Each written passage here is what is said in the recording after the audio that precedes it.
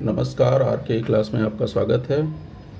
आज हम लोग पढ़ने वाले हैं साइंस प्रथम में प्रकरण 3 रासायनिक अभिक्रिया और समीकरण।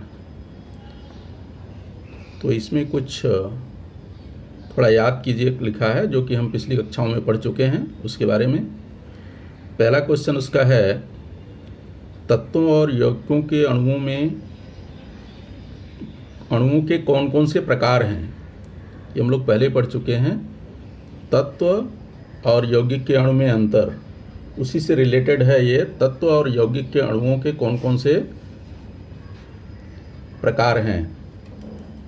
जैसे तत्व का प्रत्येक अणु जो है वो एक जैसे पदार्थ से ही बना होता है, जबकि यौगिक दो या दो से अधिक तत्वों के रासायनिक संयोग से बनता है।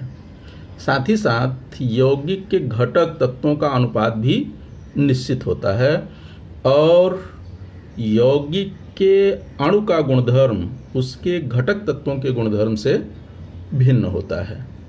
ठीक है, तो ऐसा इसका आंसर दे सकते हैं। तत्वों और यौगिकों के अणुओं के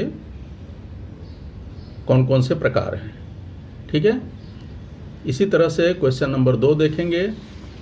क्वेश्चन नंबर 2 है, तत्वों के संयोजकता का क्या अर्थ है। इसे भी हम लोग ने पीछे पढ़ा है।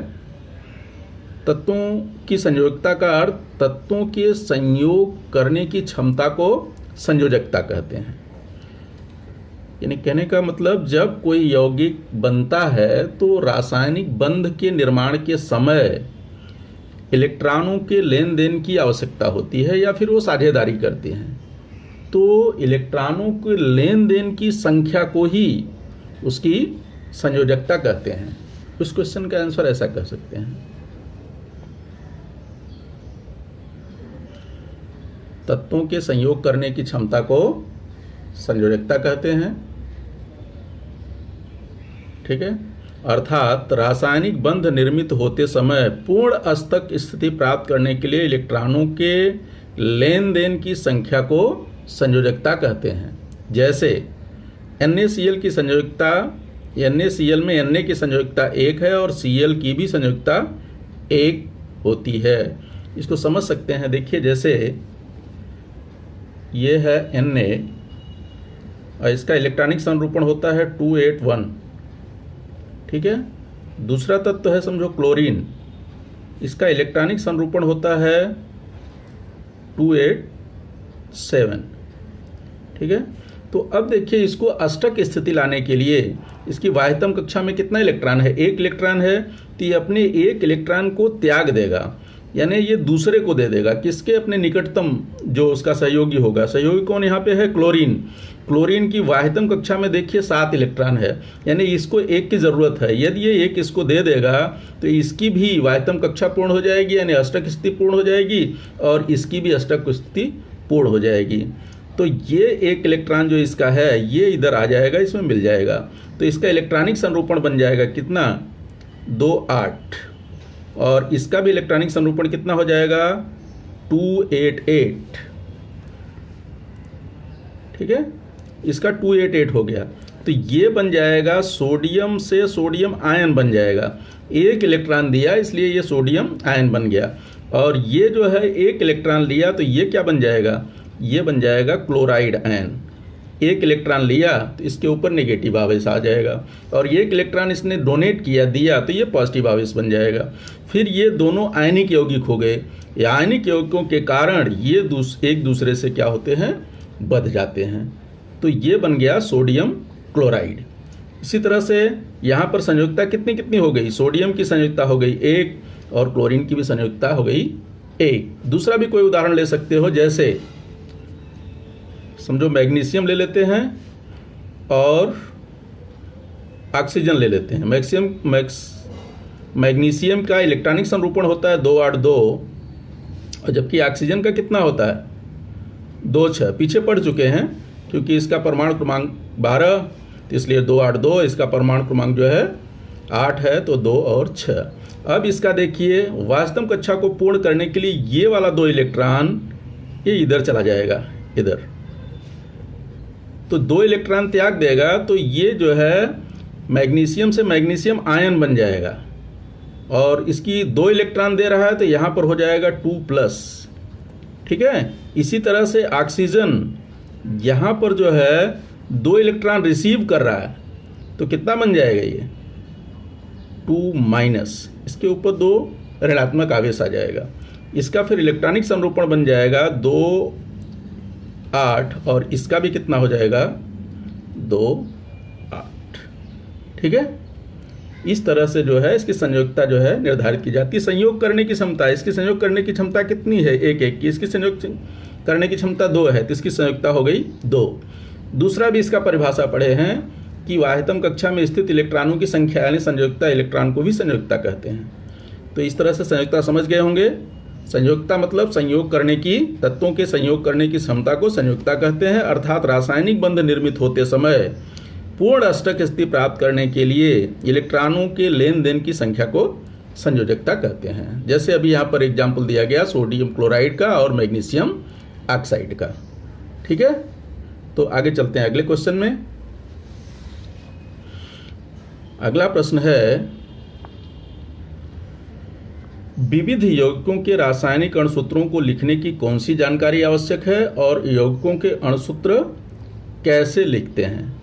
तो और रासायनिक अणुसूत्र ये सब हम पिछली क्लास में पढ़ चुके हैं। रासायनिक अणुसूत्रों को लिखने के लिए हमको 2 प्रमुख चीज़ें चाहिए, वो क्या, एक तो उसका संकेत तत्व का, दूसरा जो है उसकी संयोजकता।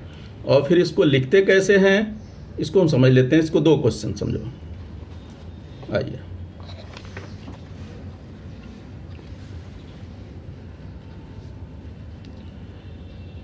विविध यौगिकों के रासायनिक अणुसूत्रों को लिखते समय तत्वों के संकेत और संयोजकता की जानकारी होना आवश्यक है। इसके बाद उसी में सेकंड पार्ट दिया है कि यौगिकों के अणुसूत्र कैसे लिखते हैं। इसको डिटेल में हम लोगों ने पिछली कक्षा में पढ़ा है, तो इसका उत्तर लिख देंगे। यौगिकों के अणुसूत्र लिखते समय आयनों की संख्या को, जैसे यहाँ पे देखो ये आयन हो गए, यहाँ पे कितने आयन हो गए 1, इसमें कितने आयन हो गए 2-2, तो आयनों की संख्या को संकेत के दाहिनी ओर नीचे सबस्क्रिप्ट के रूप में लिखते हैं। सबस्क्रिप्ट मतलब दाहिनी ओर जैसे लिखेंगे, सपोज जैसे H2O लिखना है तो पानी का अणुसूत्र लिखना है तो ऐसा लिखा जाता है। तो यहाँ पर ये जो इस रूप में लिखा गया इसको सबस्क्रिप्ट बोलते हैं, ठीक है। तो दाहिनी ओर नीचे सबस्क्रिप्ट के रूप में लिखते हैं और संयोजकताओं का तिर्यक गुणा करके रासायनिक अणुसूत्र प्राप्त करते हैं, ठीक है। जैसे उदाहरण के लिए हमने H2O लिया तो H2O का देख लीजिए। अभी देखिए जैसे पानी है तो पानी का अणुसूत्र H2O हाइड्रोजन ऑक्साइड। तो यहाँ पर देखिए संकेत इसका दोनों का मालूम है, हाइड्रोजन का संकेत होता है H और ऑक्सीजन का संकेत होता है O। संयोजकता, हाइड्रोजन की संयोजकता हम जानते हैं होती है 1 और ऑक्सीजन की संयोजकता होती है 2। तब क्या करेंगे, वो कहा गया यहाँ पर तिर्यक गुणा करेंगे। तो संयोजकता का हम तिर्यक गुणा कर देते हैं थर्ड स्टेप में। देखिए इसकी संयोजकता का हम तिर्यक गुणा कर, 2 का गुणा इस तरफ हो गया और 1 का गुणा इस तरफ हो गया।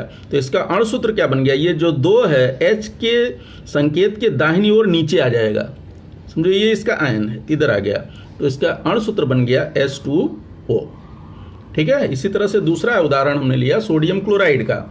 अब यहाँ अगर संकेत देखेंगे सोडियम क्लोराइड में तो इसका संकेत क्या होता है, सोडियम का संकेत होता है Na और क्लोरीन का संकेत Cl। संयोजकता हम दोनों की जानते हैं, इसकी भी संयोजकता 1 होती है और इसकी भी संयोजकता 1 होती है। फिर इसका क्रॉस मल्टीप्लिकेशन करना है तो यहाँ पर हो गया Na और यहाँ पर हो गया क्लोरीन, इसकी संयोजकता 1 है और इसकी भी संयोजकता 1 है। अब इसका हम क्या करेंगे, क्रॉस मल्टीप्लाई कर देंगे, तिर्यक गुणा। तो इसका अणुसूत्र क्या बन जाएगा, Na के बाद 1 लग जाएगा, Cl के बाद 1 लग जाएगा। दोनों का 1-1 है तो फिर लिखने की ज़रूरत नहीं है। जब कम ज़्यादा रहता है तब लिखते हैं, अगर दोनों का समान है तो फिर लिखने की ज़रूरत नहीं है। तो यहाँ पे इसका अणुसूत्र बन जाएगा NaCl, ठीक है। इस तरह से इसका जो है अणुसूत्र लिखते हैं। मेरे ख्याल से क्वेश्चन समझ में आ गए होंगे। अब आगे बढ़ते हैं। रासायनिक अभिक्रिया, रासायनिक अभिक्रिया के बारे में देखिए यहाँ पे दिया गया है, थोड़ा इसको समझ लेते हैं।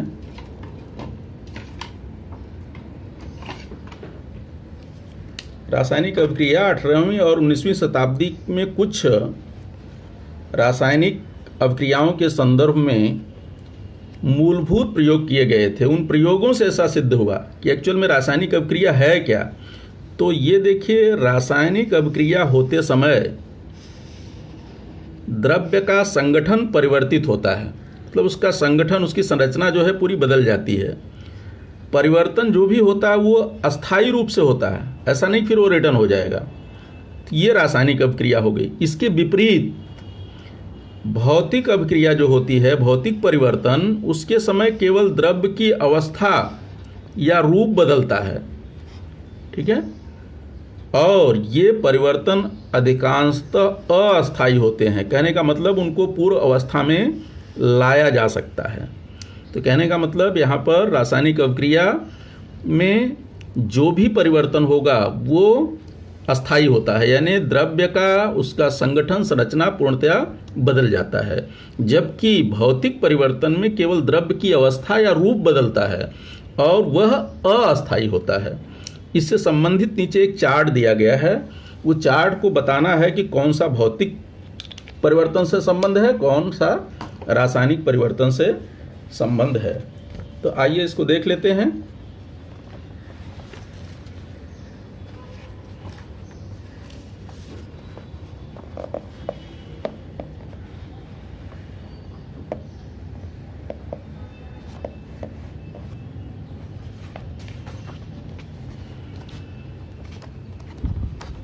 थोड़ा सा दिक्कत हो रहा है देखने में, चलिए यहाँ देखिए। पहला जैसे है बर्फ का पानी में रूपांतरण, पहले से दिया है यहाँ पर भौतिक परिवर्तन, क्योंकि बर्फ जो है पानी में बदलता है तो उसका सिर्फ जो है अवस्था चेंज होता है, रूप बदलता है, न कि उसका गुणधर्म। कुछ नहीं बदलता, वो अस्थायी होता है। फिर से उसको हम बर्फ के रूप में ला सकते हैं। अगर पानी को ठंडा करेंगे तो बर्फ बन जाएगा। इसका मतलब ये भौतिक परिवर्तन हुआ। दूसरा परिवर्तन है भोजन का पकना।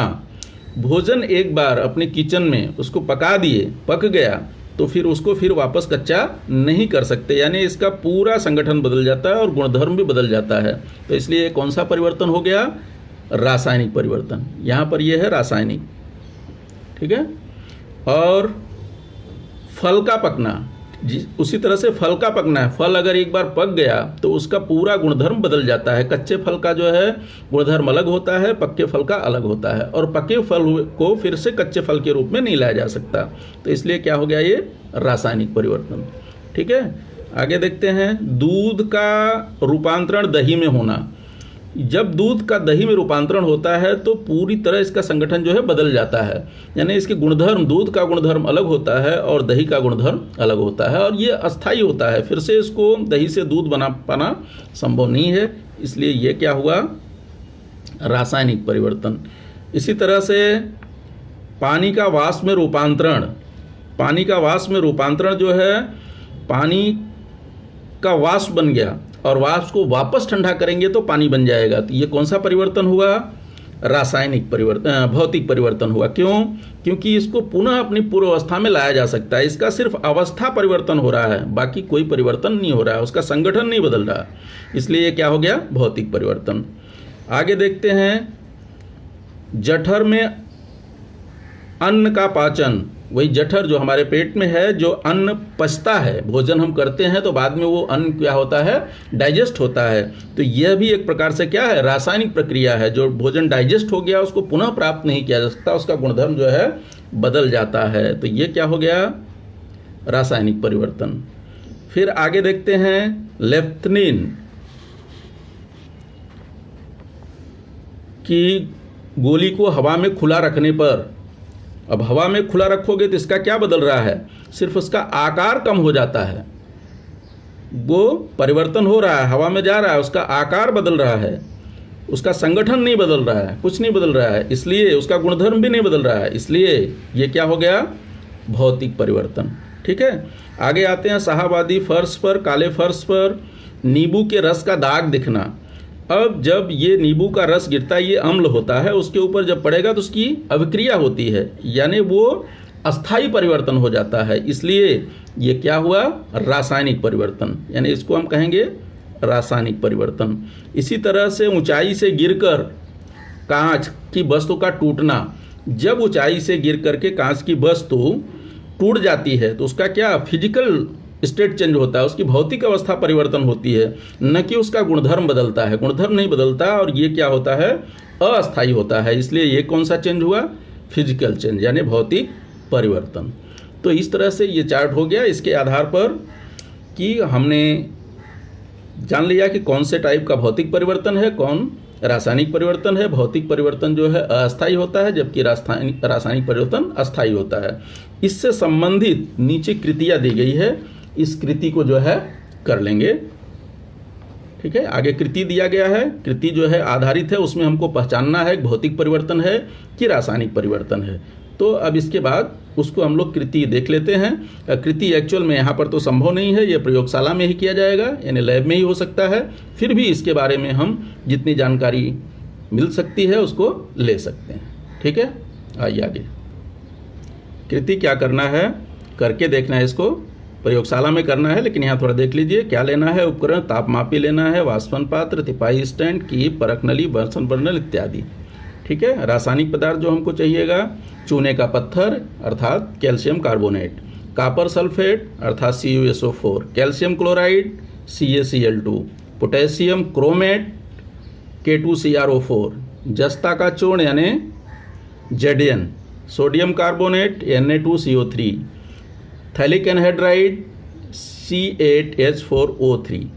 ये जो है रासायनिक पदार्थ हैं, इसको लेना है। क्या क्या करना है, कृति दिया है, नीचे दिए गए 1 से 5 कृति करो, उसमें से कृति 2 से 4 तापमापी की सहायता से उसका टेम्परेचर मापना है। कृति 2 और 2 से 4 यानी 2, 3, 4 की तापमापी की सहायता से टेम्परेचर लेना है और उसे नोट करना है। तो ये तो प्रयोगशाला में करना है, फिर भी देखिए क्या क्या परिवर्तन होगा। आइए देख लेते हैं कृति को। अब देखिए, जैसे पहला है, वाष्पन पात्र में 1 चम्मच चूने का पत्थर यानी कैल्शियम कार्बोनेट, उससे तीव्र नीली ज्योत के साथ भरपूर गर्म कीजिए। देखिए इधर ये बनाया है, यहाँ पर चूने का पत्थर लिया है, इसको जो है नीली ज्योत के साथ तेजी से गर्म किया जा रहा है। तो क्या घटना घटित होगी वो बताना है। तो यहाँ पर जब वाष्पन पात्र में 1 चम्मच चूने के पत्थर को लेके गर्म करेंगे तो वहाँ पर जो रिएक्शन बनेगा वो क्या हो जाएगा, कैल्शियम कार्बोनेट को हम गर्म कर रहे हैं, यानी इसको हीट कर रहे हैं। गर्म करेंगे तब ये क्या होगा, ब्रेक होगा, टूट जाएगा और बनेगा calcium oxide plus carbon dioxide, ये गैस निकलेगी। ठीक है, जब इसको गर्म करेंगे तो क्या क्या परिवर्तन होगा वो दिखता है। इसके परिवर्तन से संबंधित नीचे जो है एक चार्ट दिया है। जब हमने पहले कृति किया तो इसका क्या निरीक्षण हुआ उसको नोट करना है। तो यहाँ देखेंगे नीचे एक चार्ट है। ठीक है, तो पहला कर रहा है रंग में परिवर्तन। तो यहाँ पर रंग में कोई परिवर्तन होगा नहीं होगा, क्योंकि ये जिस कलर का रहता है यानी वाइट रहता है, वाइट ही रह जाता है, उसमें कोई परिवर्तन नहीं होता। मुक्त होने वाली गैस, हाँ नहीं, तो मुक्त होने वाली गैस है, कौन सी है, CO2 गैस मुक्त होती है। तापमान में परिवर्तन तो चूंकि हम गर्म कर रहे हैं इसलिए हो रहा है, अपने आप हो ही नहीं रहा है और हमको ये मापने को नहीं कहा है पहली कृति में, तो तापमान में परिवर्तन नहीं। फिर ये परिवर्तन कौन सा है, भौतिक है कि रासायनिक है। अब देखिए यहाँ पर टोटल इसका चेंज हो जा रहा है, ये हीट कर रहे हैं, ये टूट जा रहा है। ये कैल्शियम कार्बोनेट है, ये बदल गया, कैल्शियम ऑक्साइड बन गया और कार्बन डाइऑक्साइड, दोनों के गुणधर्म पूर्णतया इससे भिन्न है, इसलिए ये क्या होगा, रासायनिक परिवर्तन। रासायनिक परिवर्तन।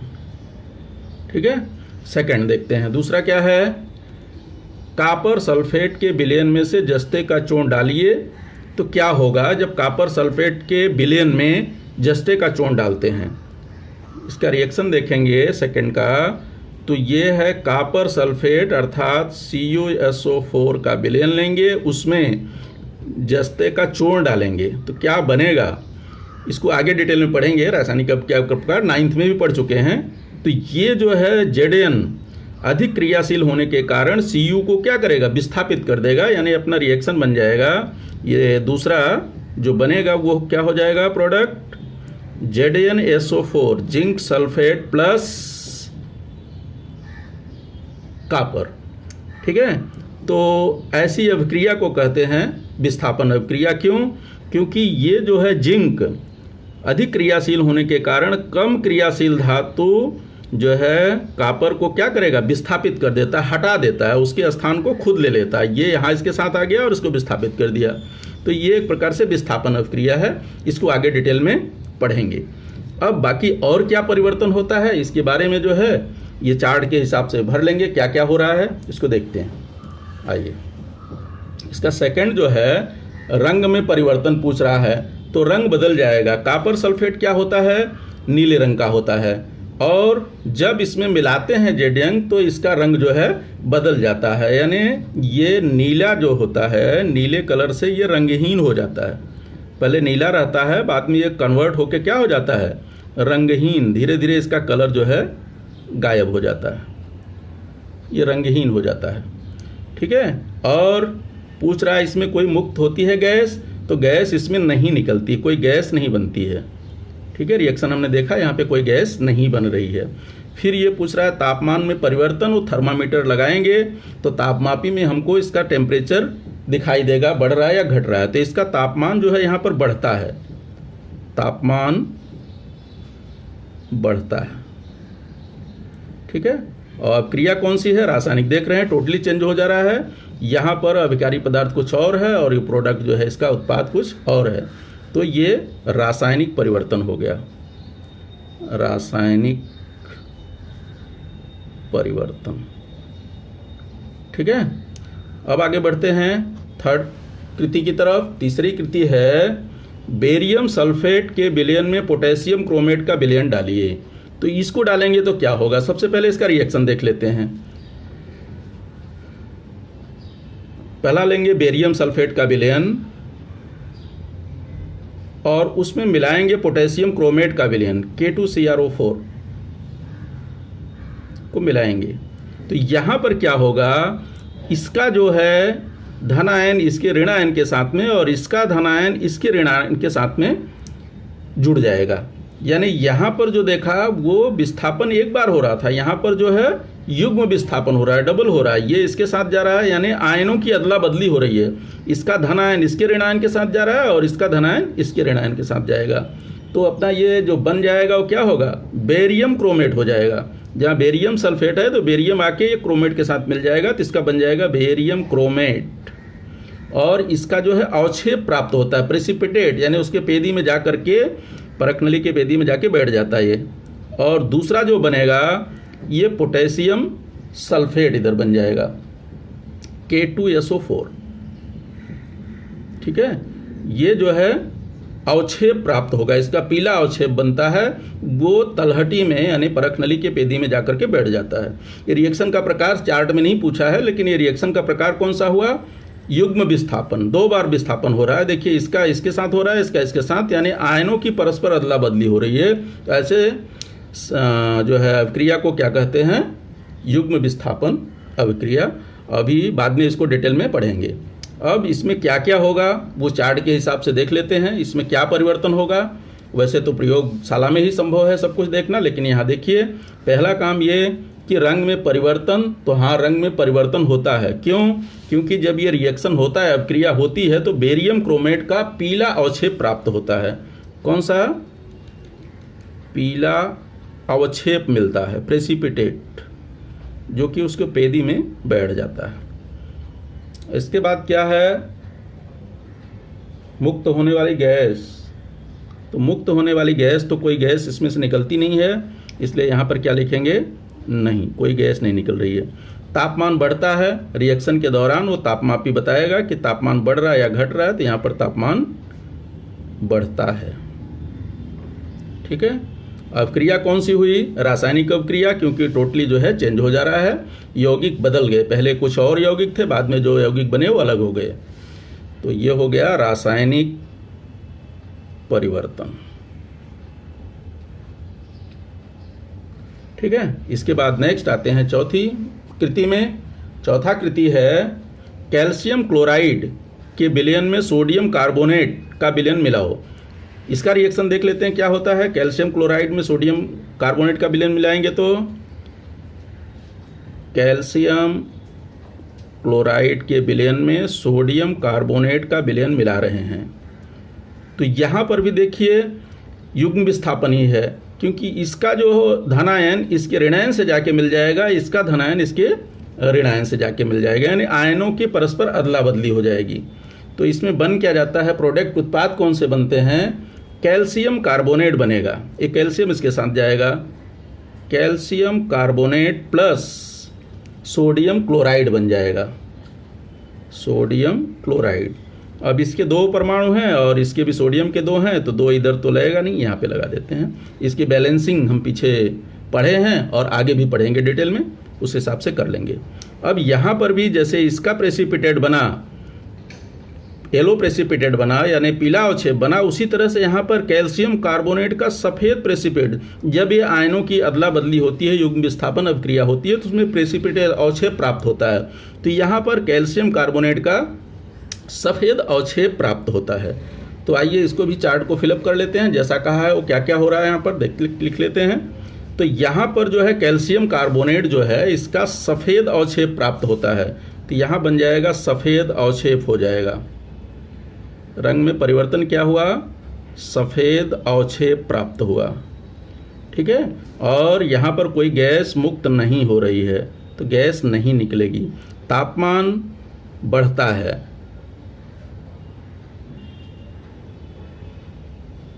ठीक है, और ये रासायनिक अभिक्रिया है, यानी ये परिवर्तन का प्रकार कौन सा हुआ, रासायनिक। ठीक है, अब एक और है, आगे देख लेते हैं इसको। एक वाष्पन पात्र में थैलिक एनहाइड्राइड, जिसका अभी अणुसूत्र हमने बताया, थैलिक एनहाइड्राइड का होता है C8H4O3। कीप की नली का मुंह कपास से बंद कर वाष्पन पात्र को उल्टी करके रखिए। अब वाष्पन पात्र को तिपाई स्टैंड पर रखकर धीमी मंद नीली ज्योत से उष्मा दीजिए। उष्मा देते समय कीप के अंदर क्या दिखाई देगा। अब क्या कह रहा है ये कि जैसा ये है वाष्पन पात्र, इसके ऊपर ये कीप उल्टा रख देना है और उसमें रुई लगा देना है ताकि ऊपर न निकल पाए। इसके ऊपर उल्टा लगा के रख देंगे। जब गर्म करेंगे यहाँ पे थैलिक एनहाइड्राइड लेकर के, तो गर्म करोगे, ऊपर जो है उसका कीप है, जिसमें कीप के ऊपर जो छिद्र रहता है उसको उल्टा रख रहे हैं तो ऊपर छिद्र हो जाएगा, तो उसमें रुई भर देंगे ताकि उसकी जो गैस है ऊपर न निकल पाए। तो अभी इसको जब गर्म करेंगे थैलिक एनहाइड्राइड, तो ये डायरेक्ट जो है वाष्प में परिवर्तित होता है, इसको कहते हैं ऊर्ध्वपातन प्रक्रिया। तो सीधा इसका थैलिक एनहाइड्राइड का ऊर्ध्वपातन हो जाता है और गैस के रूप में वो जो कीप रहता है, कीप के चारों ओर ये चिपक जाते हैं।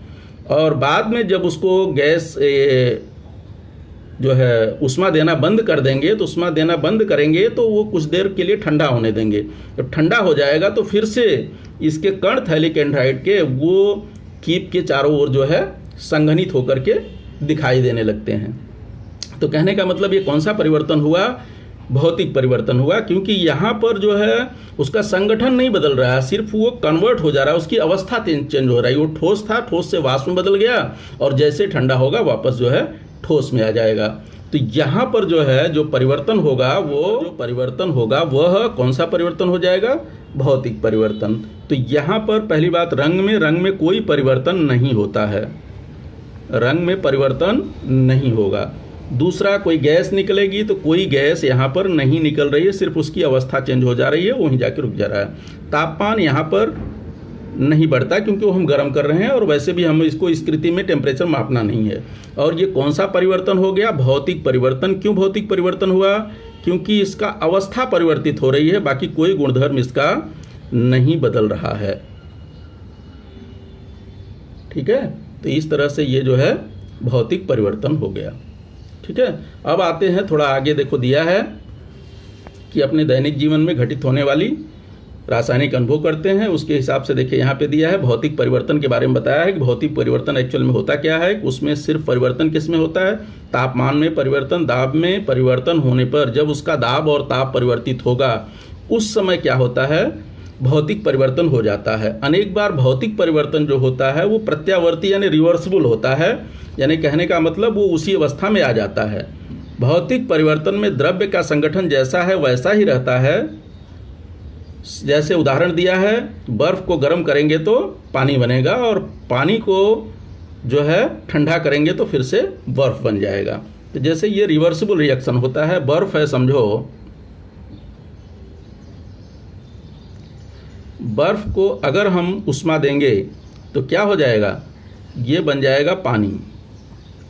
और इसी तरह से पानी को उष्मा देंगे तब ये बन जाएगा क्या है, वाष्प। ठीक है।